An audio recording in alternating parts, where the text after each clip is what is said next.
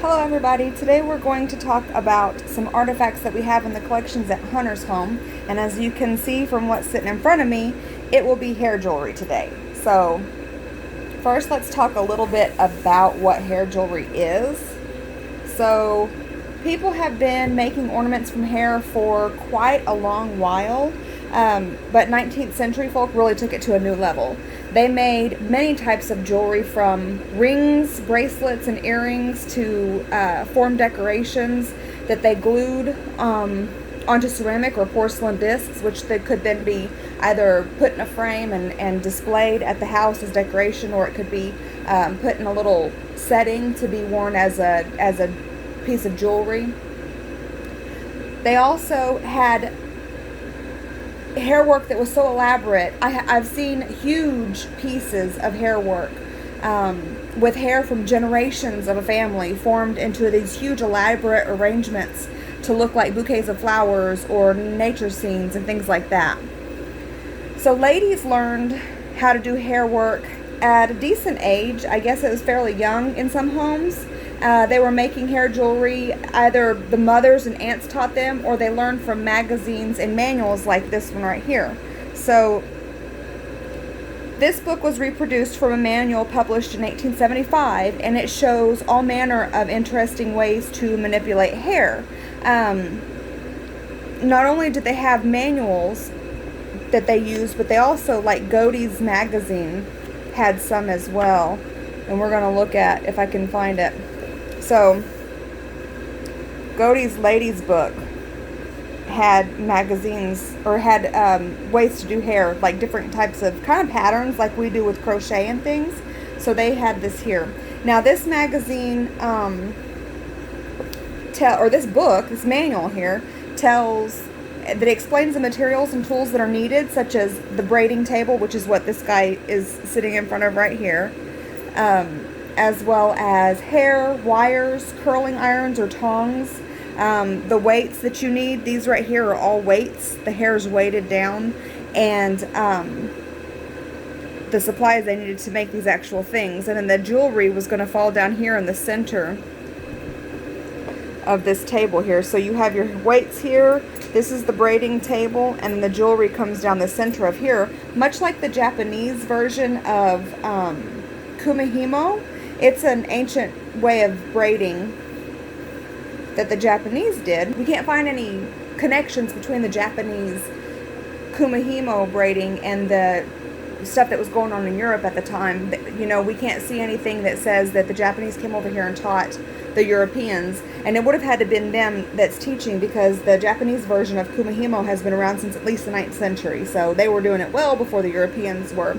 It doesn't look like they influenced the Europeans at all, but it's really neat to see that similarity. So in braiding, either kumihimo or regular hair work, you have, this is the top of your braiding table, and here's your pattern right here. And in this manual, it showed you that if you were to braid like this, and these are where each of your hair pieces go, so each black mark is a strand of hair, and if you were to braid it in this pattern here, you would get a pattern like this whenever you're braiding. Same again with this here. So if you braid using this pattern, you're going to get this pattern of hair jewelry, and it's really interesting. Now we know that hair work was sentimental art form. Hair from children would have been used in these this craft. You know, parents' hair, best friends, lovers, spouses, all those people and those relationships' hair went into the making of these pieces, but they're not specifically for mourning.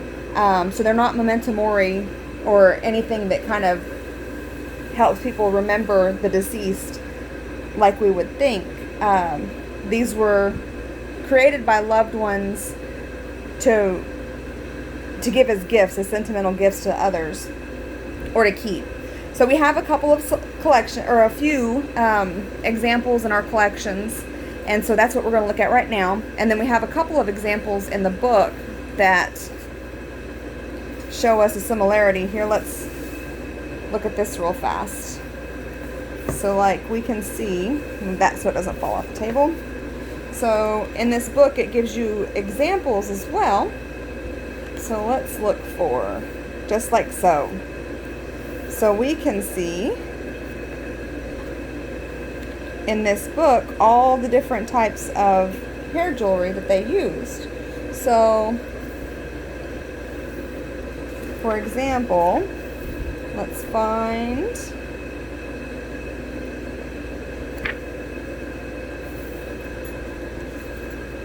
so you can see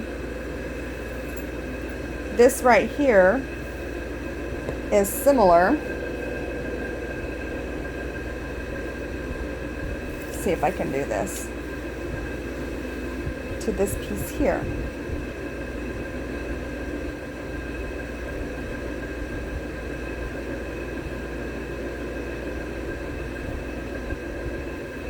So you can see kind of how it has that little spiral there in it. And then if you look over here,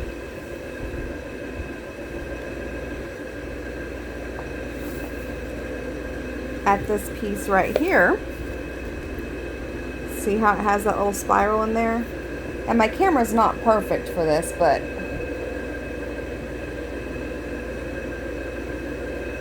you can see here how it's similar in design.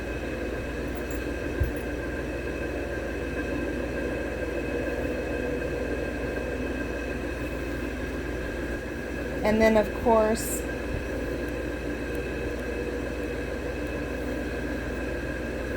we have this piece here that looks similar to it.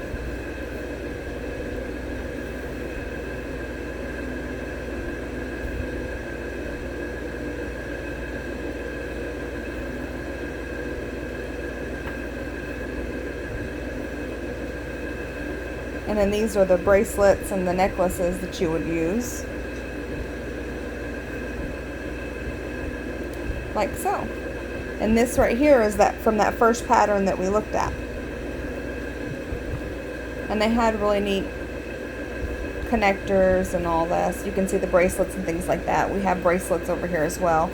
And this right here is hair work. So generally this stuff would have been put on a ceramic or porcelain disc, and this is all hair. So you would take your hair and you would pattern it like this, and the hair, they had little tiny hair tongs that they could curl up and it would make it form these things. This right here looks more like a remembrance piece. So like whenever you see things like this, a lot of times I've noticed that it comes from memento mori, or things that were made to remember the dead, people who we loved that has passed.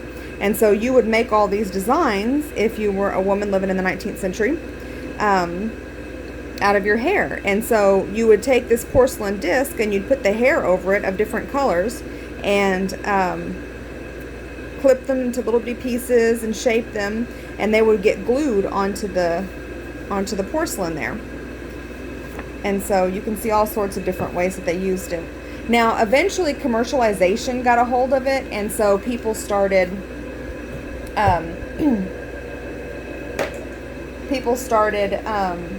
they would advertise that they would make hair jewelry, and you could send your hair or your hair of your loved ones out to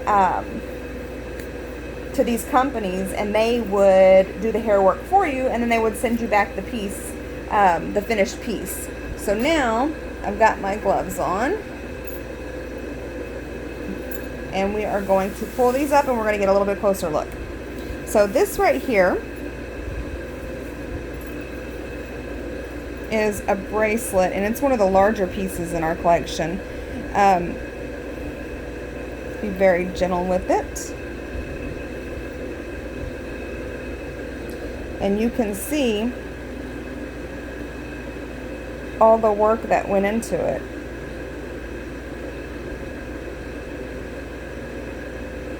And I don't know if I can get this to focus right. I don't think I can. Let's pull it back a touch. So you can see here the work that went into this one. And so basically what they're going to do is, let me set that down. So each strand is a different way of working hair, and it's a different pattern. So this right here is a different pattern from this right here, obviously, and this guy right here is similar to this in that it uses the same pattern, but it crimps this down to make these little, looks like beads on it, which is pretty amazing. But they could also wrap it around actual beads, dip it in hot water, and then pull it out and let it dry and pop the beads out, and it would make it round like that. This is a serpentine type design, and it's just woven around, and then it's pieced in. Let's turn it over here so that you can kind of see the back. And then it's pieced in this really pretty little, and I'll try to get photographs and pop them up on Facebook or Instagram, because this camera doesn't really get good pictures of it, so I'll get, or it's not focusing as well as it should be, so I'll get some photographs of it and show you. So this could be a bracelet, and this guy right here just kind of dangles down like so.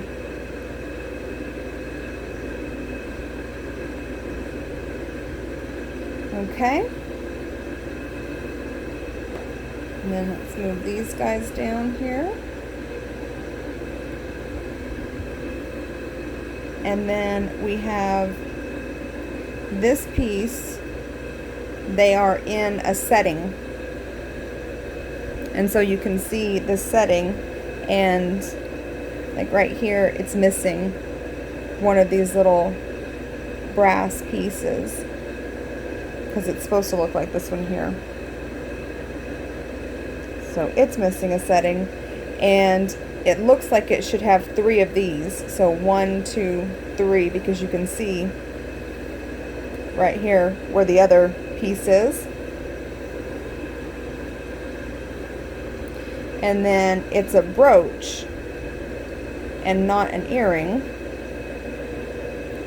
You can see where the pin is missing, and then the back of it here, so we're missing a piece there.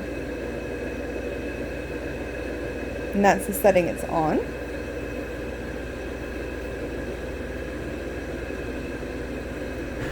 Okay, and then this earring here. And like I say, I'll take some much better photographs and post them on Hunter's Home Instagram and Facebook so people can see. You can see the earring here.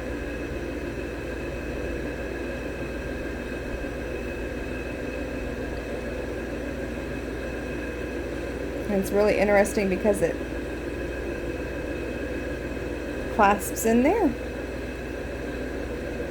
So like I said, we don't know whose hair this is. We don't know where it came from. It was found in our collections whenever the state took over. And so we are unsure of what who it belonged to. We don't have really a whole lot of provenance on it. We just know that it was sent by the family at some point in time, and we have it today. Okay, let's see if we can get a closer look here. Maybe that'll...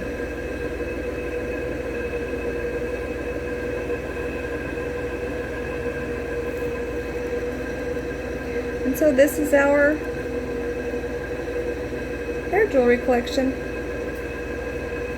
Now we have another piece in the collection that's a locket, and we'll do an artifact discussion on it at a later time, and it has hair in the back of it. We think it's possibly George Merle's hair because the locket is a portrait, a small miniature painting of him.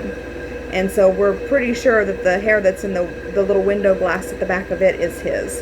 And it was likely given to either Minerva or Amanda as a love token. I'm assuming it was Minerva that it was given to, because he is much, much younger in this than he was whenever he and Amanda got married. So, and that is our hair jewelry.